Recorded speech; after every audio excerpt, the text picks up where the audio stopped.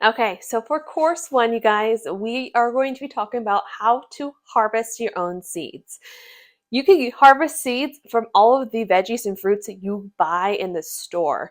And one thing I like to do personally is when it comes time to harvesting, I like to make sure I'm buying organic. So I have those organic seeds that I can then grow. Essentially, any veggie or fruit that has a seed, you can grow it. So how then do you harvest? So we'll start off with a tomato. And you can do this with any variety of tomato. These are all overripe, so they're not ones that I'm necessarily going to be eating. But you could slice off a piece of one that you are going to eat as you're preparing it, just so that way you have that dual purpose with the veggie. So I'm just going to slice off this top, and I'm going to scoop out all of the seeds that are inside. So if you look in, you'll see all of those seeds that are in there. What we're going to do is we're going to scoop them out, and I have a paper towel that I put them on. So whenever you're harvesting seeds, you want them to dry out in a cool, dark space. So I have already done this with a watermelon that I got last season from a local farmer. It was organic, so I have those watermelon seeds, which I'm really excited to grow this year. We're going to do that with the tomato. So from here, you could use your knife, you could use a fork, whichever. I'm just going to scoop out that meat that has all of the seeds. I'm going to put it onto the paper towel and just spread it to kind of get that tomato meat off of the seed itself, so that way the seeds can dry out. And you will just continue to do that for however many seeds you want to do. So if you only need a few seeds, because this is just for yourself, you're not trying to contribute to anyone else's growing, you don't need a whole lot then. One thing I will say is, technically speaking, once it's growing season, so growing season starts about 8 to 12 weeks after the last frost. So for here in South Dakota, we will start our growing season probably in May, because it does stay colder a little later here. What you could do technically is just chop off a piece of this tomato and put it right into the dirt, and then it will grow seeds from that. I just like to use my winter months to harvest my own seeds. I have them. So we're going to do just one more meat here. Spread that out. Again, try to get all of that tomato meat off of the seeds, and then we'll spread them into the paper towel here. I'm going to go ahead and close this up and fold it one more time so that way it could dry out. And then this will actually go into a dark space here in one of the cabinets in my kitchen. Another way that you can harvest is with your own peppers. So again, anything with seeds you can harvest.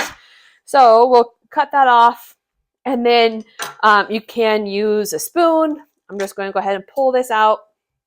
I have another thing of paper towels that I'm just going to scrape off the seeds into this paper towel. You could do this with jalapenos, any kind of pepper, and again, anything that has a seed. So you just want to separate the seed from the meat itself.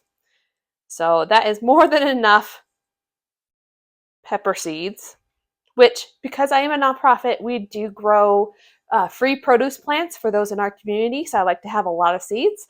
Any seeds I have left over this season, I will also be giving out free to my community for those who are in need. So then I'll cover that and set that aside so those seeds can also dry out. Now, there are ones that are a little bit harder, so they're not necessarily seeds. And a perfect example is an onion. So you might see in the grocery store that onion has already started sprouting. And if you're looking to grow, you want to grab that onion, because you can still eat the meat of the onion itself. You just want to make sure that you separate it from the growth part so you don't kill it. So for harvesting purposes for today, we'll go with our smaller one that started growing actually in the fridge. So you want to separate all of these different eyes, or the growths. So those are two separate onion plants. That's a separate onion plant. And then if you look closely, this is two separate onion plants in there as well. So you want to separate all of those. And then you're going to put it into a little thing of water. You could do this with celery. So if you cut the bottom off of your celery where the root base is and put it into water, you'll see that your celery plant will start growing. Same thing with lettuce. You could regrow your own lettuce. A lot of people say that you could do that with carrots. With carrots, what you're going to grow is the carrot green. So if you eat the tops of the carrot, so the green part, you can regrow the green, but it's not going to grow the carrot root itself. So I'm going to just break that apart.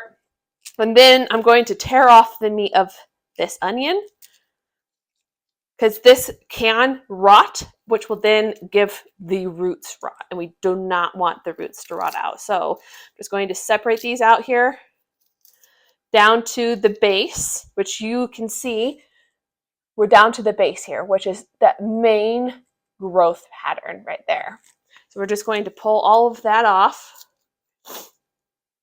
And then separate these two out, which I'm going to use a knife for this. I don't kill it by any means. And then pull off the rest of that onion meat here.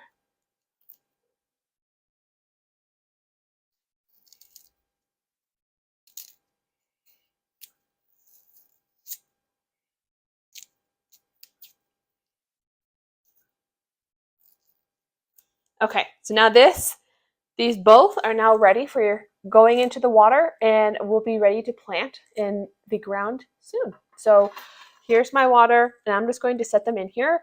And you want to put this into a sunny spot. So since it is growing, you want to help nurse it. So that's the same if you do celery, if you do any lettuces, you can regrow from that. I will also list out a bunch of other veggies that you can just cut the root off and grow, similar to an onion. Everything else though, with the seeds, just make sure you dry them out. And that's been my biggest recommendation for the seed harvesting. But do not plant these yet. So depending on where you live, you want to wait until after that first frost, or that last frost, excuse me. So here in South Dakota, you're looking at the end of April, beginning of May. So for me, I'm going to start growing all of my seeds next month.